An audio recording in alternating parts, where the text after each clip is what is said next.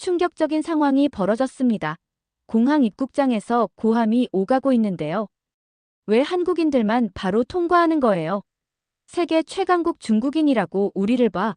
모르겠어. 중국인 여행객들의 분노에 찬 목소리가 파리샤를 드골 공항 입국장을 가득 채웠습니다. 무슨 일이 벌어지고 있는 걸까요? 사연 바로 시작하겠습니다. 그 전에 구독, 좋아요 부탁드립니다. 안녕하세요. 저는 베이징 소재 글로벌 금융회사 화신 인베스트먼트에서 선임 애널리스트로 근무 중인 리샤오라고 합니다. 오늘은 제가 파리 출장에서 경험한 충격적인 이야기를 들려드리려 합니다. 파리 샤를 드골 공항, 새벽부터 시작된 소란은 입국 심사대 앞에서 절정에 달했습니다. 중국인 여행객 50여 명이 입국 심사를 기다리며 긴 줄을 서 있었고, 시간이 지날수록 불만의 목소리가 커지고 있었습니다. 저는 90분째 줄에서 기다리며 점점 지쳐가고 있었습니다. 이게 무슨 대우냐? 우리가 어떤 나라인데 이렇게 대우받아야 해? 앞에 선 중년 남성이 불만을 토로하며 주변 사람들의 공감을 얻고 있었습니다. 그의 손목에 찬 명품 시계가 햇빛에 반짝였고, 명품 가방을 든 그의 아내는 계속해서 한숨을 내쉬었습니다. 반면 한국인 여행객들은 전혀 다른 상황에 놓여 있었습니다. 그들은 자동 입국 심사대로 향하여 여권을 기계에 대기만 하면 몇 초 만에 초록불이 켜지고 문이 열렸습니다. 전체 과정이 1분도 채 걸리지 않았습니다. 한국인들은 질서정연하게 줄을 서서 기다렸고, 아이를 데리고 온 가족도 조용히 아이를 달래며 인내심을 보였습니다. 저들은 왜 바로 통과하는데 우리는 이렇게 오래 기다려야 하는 거죠? 앞에서 기다리던 한 중국인 여성이 심사관에게 따졌습니다. 모든 중국인들이 도둑이나 테러리스트라도 된다는 건가요? 심사관은 냉정하게 대답했습니다. 이것은 비자 정책의 차이일 뿐입니다. 한국은 유럽연합과 무비자 협정을 맺고 있어 간소화된 절차를 적용받습니다. 그 말에 중국인 여행객들의 분노는 폭발했습니다.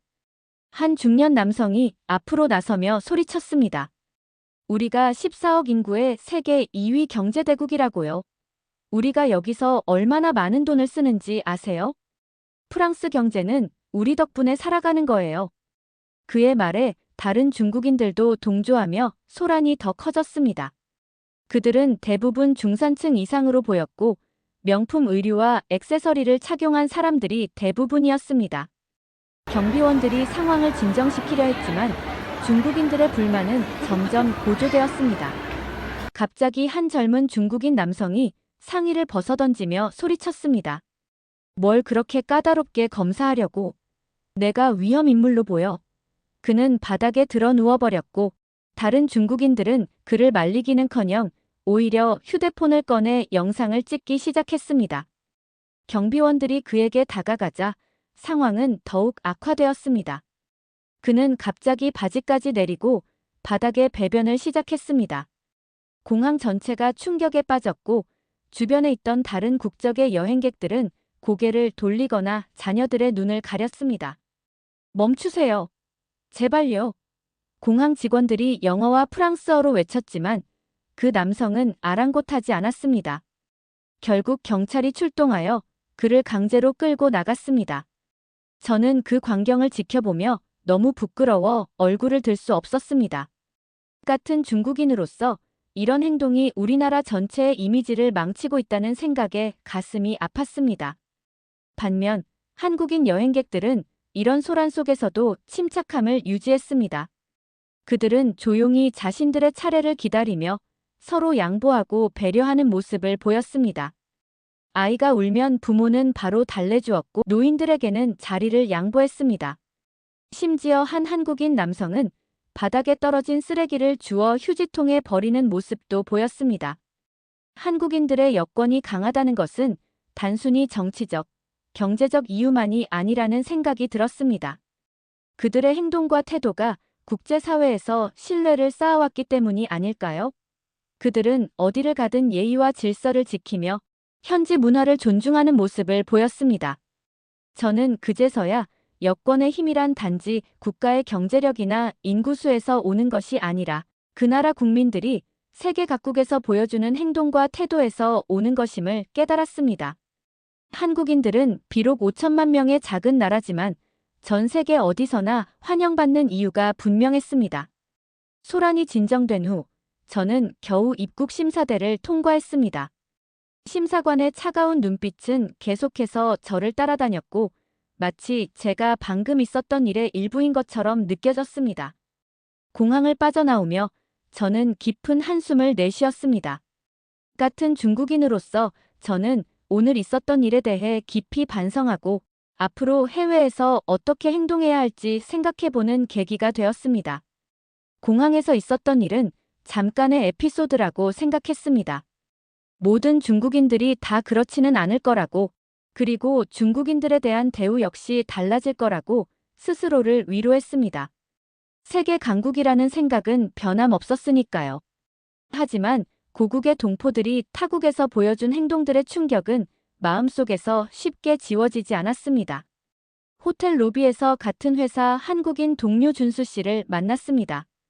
준수 씨는 우리 회사의 파리 지사에서 근무하는 금융 전문가로 이번 미팅을 위해 공항까지 마중 나왔던 분이었습니다. 그는 제 표정을 보더니 무언가 알아차린 듯 했습니다. 괜찮으세요, 리샤오 씨? 피곤해 보이는데 점심 먹으러 가실래요? 준수 씨의 목소리는 차분하고 따뜻했습니다. 그의 캐시미어 코트와 정돈된 외모는 세련됨을 보여주었고 그의 미소는 진심 어린 배려심을 담고 있었습니다. 네, 좋아요. 사실 아침부터 있었던 일이 조금 신경 쓰였거든요. 제가 솔직하게 대답했습니다. 준수 씨는 머리를 살짝 기울이며 물었습니다. 공항에서 무슨 일 있으셨어요? 제가 공항에서 있었던 중국인들의 행동에 대해 이야기하자 준수 씨는 고개를 끄덕이며 진지하게 들어주었습니다. 그의 반응에는 어떤 비난이나 판단도 없었습니다. 이해해요. 하지만 그건 일부 사람들의 행동일 뿐이니 너무 마음 쓰지 마세요. 어느 나라에나 그런 사람들은 있어요. 그가 부드럽게 말했습니다.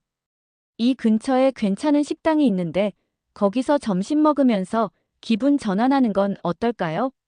준수 씨의 배려심 있는 제안에 마음이 한결 가벼워졌습니다.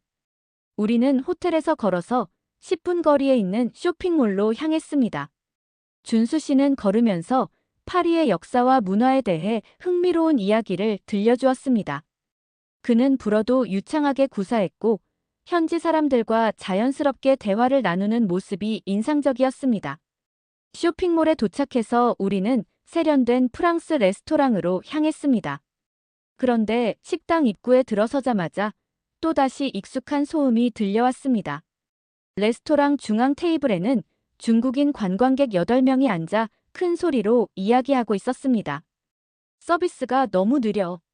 여기 사람 불러봐. 한 중국인 남성이 중국어로 큰 소리를 질렀습니다.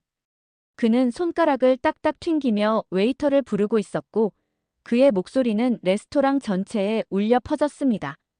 웨이터가 다가오자 또 다른 중국인 여성이 메뉴를 가리키며 중국어로 빠르게 말했습니다. 이거, 그리고 이것도 가져와. 빨리.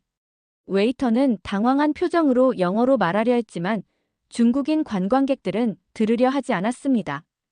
그들은 계속해서 중국어로만 대화를 시도했고 답답해하는 웨이터의 모습에 저는 너무 부끄러웠습니다. 왜 영어를 못 알아들어?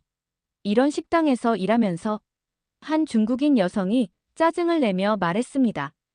그녀의 명품 가방과 화려한 주얼리가 테이블 위에 나란히 놓여 있었습니다. 음식이 나오자 그들은 음식을 흘리면서도 아랑곳하지 않았고 사진을 찍느라 다른 손님들에게 불편을 주는 모습이었습니다. 심지어 한 사람은 다른 테이블에 앉은 손님들에게 그들의 음식 사진도 찍어달라고 요구했습니다. 저는 그 광경을 보며 고개를 숙였습니다. 같은 중국인으로서 이런 행동이 얼마나 민망한지 말로 표현할 수 없었습니다. 준수 씨의 눈치를 살폈습니다만 그는 평온한 표정으로 메뉴판을 보고 있었습니다. 다른 테이블로 옮길까요? 준수 씨가 조용히 물었습니다. 네, 괜찮아요. 여기 너무 시끄러워서요. 제가 대답했습니다. 우리는 조용한 창가 자리로 옮겼습니다. 준수 씨는 유창한 불어로 웨이터에게 메뉴를 주문했고 정중하게 대화를 나눴습니다. 웨이터의 표정이 한결 밝아진 것을 볼 수 있었습니다.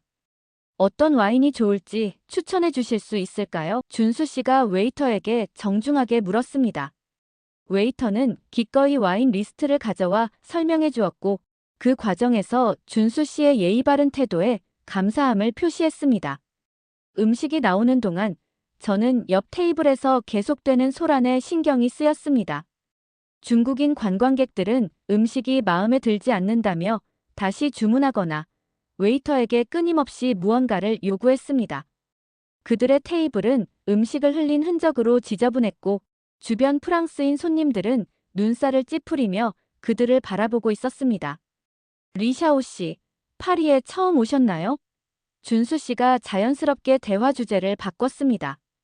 그의 세심함이 감사했습니다. 네, 첫 방문이에요.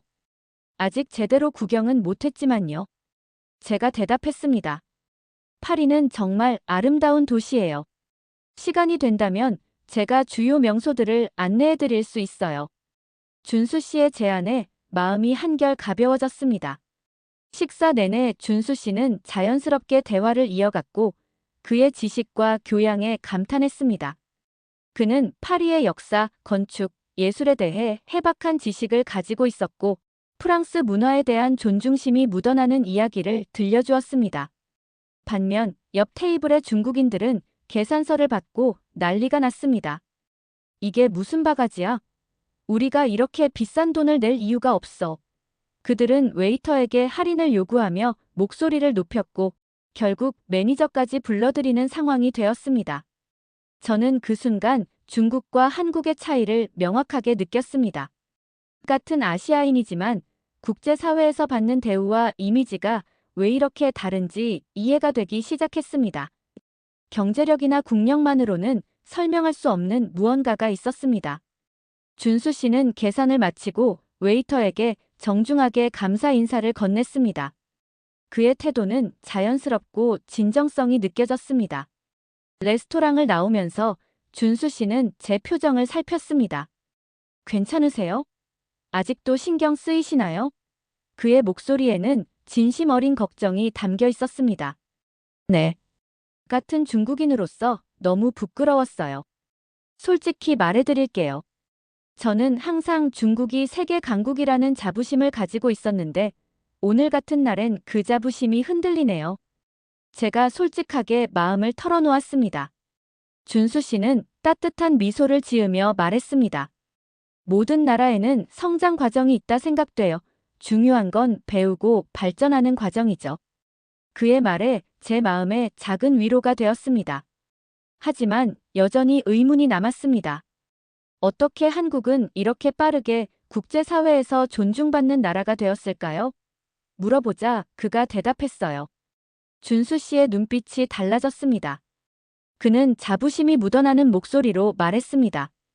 우리 한국은 단 한 세대 만에 전쟁의 폐허에서 세계 10위권 경제대국으로 성장했어요. 이건 세계 역사상 유례없는 발전 속도죠. 일제강점기와 6.25 전쟁을 겪고도 불과 60년 만에 선진국 반열에 올랐잖아요. 그것도 천연자원 하나 없이 오직 교육과 근면 성실함으로만요. 준수 씨의 말에는 자긍심이 넘쳤습니다. 우리 한국인들은 기초 질서와 공동체 의식을 중요하게 생각해요. 해외에 나가면 우리나라를 대표한다는 마음가짐으로 행동하죠. 그래서 세계 어디서나 한국인은 환영받는 손님이 되었습니다. 한국 여권이 세계 3위의 파워를 가진 것도 우연이 아니에요. 정말 대단하네요. 저는 진심으로 감탄했습니다. 리샤오 씨, 솔직히 말하면 한국과 중국은 역사적으로 형제 같은 나라였어요. 지금 중국이 겪는 과정도 우리가 30년 전에 겪었던 모습과 비슷해요. 중국도 곧 변화할 거예요. 다만 경제력만으로는 부족하다는 걸 깨달아야 해요. 진정한 강대국은 국민들의 시민의식과 세계인의 존경을 함께 얻을 때 완성되는 거니까요. 그날 밤 호텔방으로 돌아와 준수 씨의 말을 곱씹었습니다. 그가 들려준 한국의 놀라운 성공 스토리는 중국에게도 배울 점이 많았습니다. 잠들기 전 창밖으로 보이는 파리의 불빛들을 바라보며 언젠가 중국도 경제력뿐만 아니라 세계인의 존경까지 받는 나라가 될 수 있을까 하는 생각에 잠겼습니다. 다음 날 아침, 파리지사 사무실로 출근했습니다. 출장 온 곳에서의 업무 파악으로 정신이 없었습니다. 회의 자료를 검토하고 현지 팀원들과 인사를 나누느라 바쁜 시간을 보내고 있었죠. 제 책상은 창가 쪽에 배치되어 있었고 에펠탑이 희미하게 보이는 전망이 인상적이었습니다. 오전 회의가 끝나고 잠시 휴식 시간이 되었습니다. 저는 업무 메일을 확인하며 커피 한 잔이 간절해졌습니다. 잠시 자리에서 일어나 사무실 한쪽에 마련된 탕비실로 향했습니다. 그런데 복도를 지나가면서 직원들 사이에 어떤 이상한 분위기가 감지됐습니다. 여기저기서 속삭이는 소리와 함께 휴대폰을 들여다보며 웃거나 놀라는 표정들이 눈에 띄었습니다. 탕비실에 들어서자 프랑스인 동료 3명과 영국인 1명이 모여 무언가를 보고 있었습니다. 제가 들어가자 갑자기 대화가 끊기고 어색한 침묵이 흘렀습니다. 저는 아무렇지 않은 척 커피 머신으로 다가갔습니다. 리샤오 씨, 혹시 오늘 SNS 올라온 영상 보셨어요? 마리 씨라는 프랑스인 동료가 조심스럽게 물었습니다. 아니요, 무슨 영상인데요? 제가 궁금해하며 물었습니다. 그녀는 잠시 망설이더니 휴대폰을 내밀었습니다. 중국인들 중 정말 일부가 이런 거죠? 그녀의 질문에는 미묘한 불편함이 담겨 있었습니다. 그 순간 다른 영국인 동료가 끼어들었습니다. 마리, 그만해. 리샤오 씨를 곤란하게 하면 어떡해. 그는 저를 향해 미소를 지으며 자리를 떠났고 다른 동료들도 어색한 웃음을 지으며 따라 나갔습니다. 저는 그 자리에 홀로 남아 마리가 보여준 휴대폰 화면을 들여다보았습니다. 화면에는 파리의 유명 명품 거리인 생토노레 거리의 한 명품 매장 앞 장면이 펼쳐져 있었습니다. 수십 명의 중국인 관광객들이 매장 오픈 시간 전부터 줄을 서 있다가 문이 열리자마자 서로 밀치고 앞서가며 무질서하게 매장으로 쏟아져 들어가는 모습이었습니다. 그들은 마치 세일 행사장에 온 것처럼 가방과 지갑을 집어들고 계산대로 달려갔습니다. 더 충격적인 장면은 그 다음이었습니다.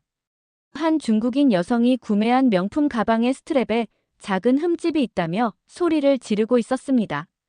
매장 직원이 정중하게 설명하려 했지만 그녀는 들으려 하지 않고 환불을 요구하며 가방을 카운터에 내던졌습니다. 다른 중국인 관광객들도 그녀 주변에 모여 같이 항의하기 시작했고 결국 매장 보안 요원이 출동하는 상황까지 벌어졌습니다. 영상에는 이런 장면 외에도 중국인들이 명품 매장 내에서 음식을 먹거나 진열된 상품을 함부로 만지고 시착한 옷을 아무렇게나 던져두는 모습들이 담겨 있었습니다. 그리고 영상 밑에는 수천 개의 댓글이 달려 있었는데 대부분 중국인들의 행동을 비난하는 내용이었습니다. 얼굴이 화끈거렸습니다. 마치 제가 그 영상 속의 사람들과 같은 취급을 받는 것 같았습니다.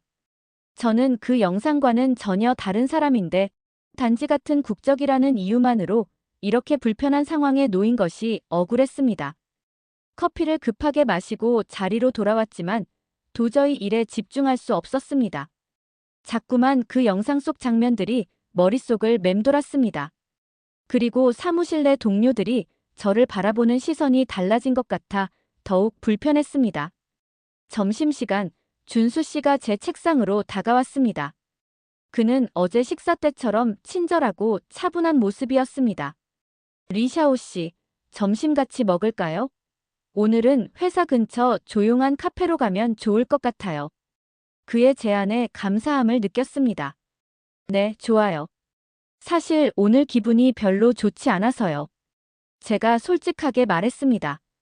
밖으로 나와 걸으면서 저는 준수 씨에게 오늘 있었던 일을 이야기했습니다. 영상 이야기를 하자 그는 고개를 끄덕였습니다. 네, 저도 봤어요. 솔직히 그런 행동은 어느 나라 사람이든 비난받을 만하죠. 하지만 리샤오 씨가 그 일로 상처받을 필요는 없어요. 그건 리샤오 씨와는 전혀 관계없는 일이니까요. 그의 말에 조금 위안이 되었지만 여전히 마음이 불편했습니다. 하지만 모두가 저를 그 사람들과 같은 부류로 볼까봐 걱정돼요. 아무리 제가 다르게 행동해도 결국 중국인이라는 이유만으로 선입견을 가질 것 같아서요. 준수 씨는 잠시 생각에 잠기더니 말했습니다. 맞아요. 그런 선입견이 있을 수 있어요. 하지만 그건 리샤오 씨가 바꿀 수 있는 부분이에요. 한 사람의 행동이 모두의 인식을 바꿀 수는 없지만 작은 변화로부터 시작할 수 있죠. 준수 씨의 말에 잠시 생각에 잠겼습니다. 어쩌면 이것이 중국이 앞으로 나아가야 할 방향일지도 모른다는 생각이 들었습니다. 경제적 성장뿐만 아니라 국민들의 의식 수준과 국제적 매너도 함께 발전시켜 나가는 것이 중요하다는 점을 깨달았습니다. 카페에 도착해 조용히 식사를 하는 동안 저는 준수 씨에게 더 많은 질문을 했습니다. 한국이 어떻게 국제사회에서 이미지를 개선했는지, 그 과정에서 어떤 노력이 있었는지 궁금했습니다. 그의 대답은 제게 많은 생각할 거리를 주었고, 새로운 시각으로 세상을 바라볼 수 있게 해주었습니다. 사무실로 돌아온 후 저는 창가에 앉아 파리의 풍경을 바라보며 깊은 생각에 빠졌습니다. 무언가 잘못되었다는 생각이 머릿속을 떠나지 않았습니다. 어쩌면 제가 알고 있던 세계와 실제 세계 사이에는 큰 괴리가 있었던 건지도 모르겠습니다. 파리 공항에 도착했을 때부터 하나씩 기억을 되돌아가 봤습니다. 그동안 중국 여권만 있으면 세계 어디든 갈 수 있다고 굳게 믿고 있었습니다. 제2경제대국, 14억 인구의 강대국이라는 자부심으로. 중국 여권은 일종의 프리패스라고 생각했던 것이 완전히 잘못되었다는 것을 깨닫게 되었습니다. 우리가 그들보다 부족한 게 뭐지? 스스로에게 진지하게 질문을 던져봤습니다. 한국에서의 경험들이 떠올랐습니다. 작년 서울 출장에서 본 첨단 기술, 효율적인 교통 시스템, 그리고 무엇보다 그곳에서 만난 사람들의 높은 시민 의식이 생각났습니다. 한 번은 지하철을 이용했을 때 사람들이 조용히 줄을 서서 차례를 기다리고 서로에게 예의를 지키며 행동하는 모습이 꽤 인상 깊었습니다. 처음에는 그것을 단순한 문화적 차이라고 여겼지만 이제는 그 속에 더 깊은 의미가 있다는 것을 깨달았습니다. 한국의 사회 시스템은 기술적 발전에만 그치지 않고 사회 구성원들 사이의 신뢰와 질서를 바탕으로 운영되고 있었습니다. 반면 중국은 빠른 경제 성장과 눈부신 기술 발전에도 불구하고 아직 사회 곳곳에서 드러나는 불신과 비효율성이 큰 문제로 남아 있었습니다. 특히 공공장소에서의 질서 의식이나 시민들의 공동체 의식은 한국에 비해 상대적으로 부족했습니다. 이러한 차이가 단순히 물리적 기술 발전의 문제가 아니라 사회 구조와 사람들의 마인드셋에서 비롯된 것임을 깨닫기 시작했습니다.